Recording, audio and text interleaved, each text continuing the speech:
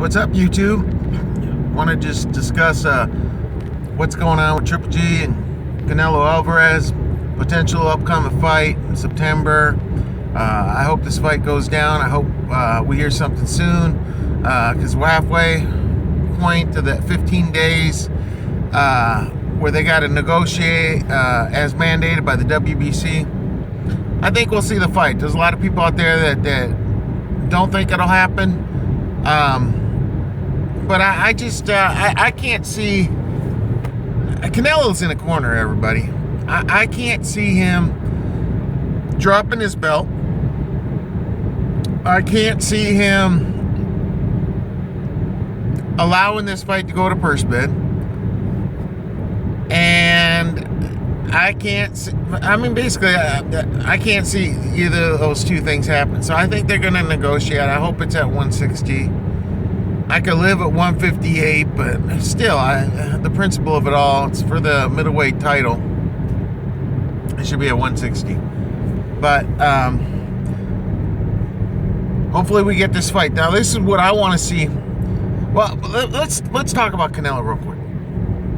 Who's Canelo going to fight if he don't fight Triple G? In all honesty, okay? He's never fought a true middleweight, even though he's bigger than most middleweights, because he pissed me off when he didn't weigh in on the night of the fight, because we know that the guy came in at 175 plus. I would venture to say he came in like he has been coming in, about 178. Actually, I'll stick with that, but he looked bigger against Amir, which surprised me, because I thought the way he drained down for the weigh-in that he'd come in a little slender, and no, he looked big. He looked big. But who's he gonna fight if he don't fight Triple G? Lemieux? I think Lemieux beats him. I really do. I don't think Canelo's that swift on his feet to counterpunch Lemieux all day, because Lemieux's going to get up in his grill. I don't think Canelo can keep him off. Lemieux's going to... That fight is in favor of Lemieux all the way. Canelo is not known for his jab. Canelo don't throw unless he sets. He's just I don't know, guys. He's just he's not a very active fighter. I mean, it's kind of black and white with him, you know what I mean? So if he fights Lemieux, I don't think he can beat Lemieux, and that's worse than losing to Triple G. You know it, I know it. So who else does he fight? Best case scenario, he could get Billy Joe Saunders. And yeah, that could happen, because you throw enough money at Billy Joe Saunders. That's what it's coming down to. Billy Joe Saunders is just counting his time, hoping who's going to pay him more money. And the best case scenario for Billy Joe Saunders is that he gets the winner of Triple G and Lemieux, because he has the last remaining belt, and they're going to have to pay him a lot of money, and then he can retire. Of course, I believe that'll be Triple G. I don't see... Right now, Vegas has got it at 4-1. I think it should be more like 8-1, in all honesty. But, I don't know. So Canelo's really got his hands tied here.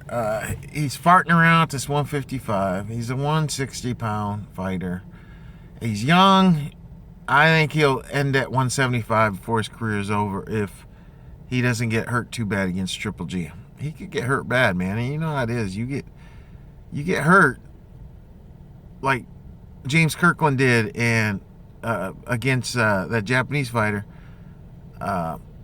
You're never the same, Sure, you could use an example of Pacquiao against steroid up Marquez. I didn't think he was really worse, but I do think he was tentative. And it was pretty obvious against Bradley. But I also saw that Bradley was trying to time him, which was really obvious, And Bradley's a great fighter. He's pound for pound. So, I don't know. Canelo could get viciously knocked out, and his career could end up being in a tailspin, you know. It'd be hard for Oscar to drop that fall, you know, unless he can get some cream puffs in there. And that's what you know, how it works in the boxing world, you know. They start fighting people you and I have never heard of, like Adrian Broner, like Amir Khan, like, you know, all these guys, all these fights, you know, that they fought after they lost. You know, most time I vaguely might have heard their name, never seen their fight, not on Friday night fights or whatever.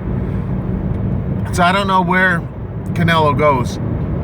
Now Triple G, on the other hand, he's going a lot of places. So because I believe he'll beat Canelo, and then he'll have to overpay and get to Billy Joe Saunders, probably in the UK. Then he has all 4 belts, unified champion. At that point, he'll probably be, I think he'll be 2 victories away. So he won't give up his belts to move up to 168. But what I think he'll do is he'll start taking fights at 168, like every other fight. Hopefully he's fighting 3 or 4 times a year. He kind of slowed down the pace since his father died. He was active, you know, when he first broke on the scene in the United States, fighting 5 fights a year, and then he dropped to 4, and then last year I think it was, how many was it? 3, 4? So far this year, it's shaping up to potentially only be 2, and that's not what I want to see. But anyway, so I think he'll keep his belts. He'll beat Bernard Hopkins' record of 25 consecutive defenses. Then I think he'll also take on DeGale. If DeGale doesn't move up, Bandu Jack, if he doesn't move up, none of these guys want to fight him. I like DeGale, and I thought he was a lot better than he was, but maybe I'm going to give him benefit of the doubt. Maybe he had a really bad off night, wasn't feel good, whatever, stomach flu. He didn't look very good in his last fight against Medina. Did not look good. And Triple G would have destroyed that version of DeGale. Bad. I think he destroys him anyway, but because he keeps his hands down. That's why Sergio Martinez didn't want that fight. Even when Sergio Martinez, before he fought Chavez, when he had all his bearings, was looking sharp, he didn't want no part of Gennady because Martinez like keep his hands down. Now, he's very unique in his approach on how he kept his hands down when that lean forward style, but he would have got destroyed. And I'm a Sergio Martinez fan.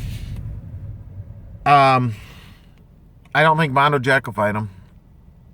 To me, Bandu Jack is an overhyped fighter who beat George Groves, who was another overhyped fighter.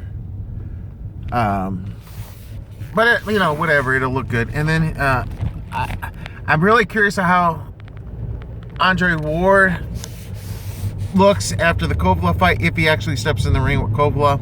Until they step in the ring, the fight hasn't happened, or isn't going to happen. They have to literally both be in the ring getting the instructions from the referee for me to be satisfied. But I think he's in a world of hurt, and I think he could be damaged. Whereas a fight with Triple G wouldn't carry as much weight. That's why I kind of wanted Triple G to get that fight with Andre Ward. I blame both parties. Triple G should have just manned up and said, "I'll fight you at 168. Fuck it." That's what I would have done. When you're that good, like Triple G is, fuck it. Fight the man at the full weight, and then Ward.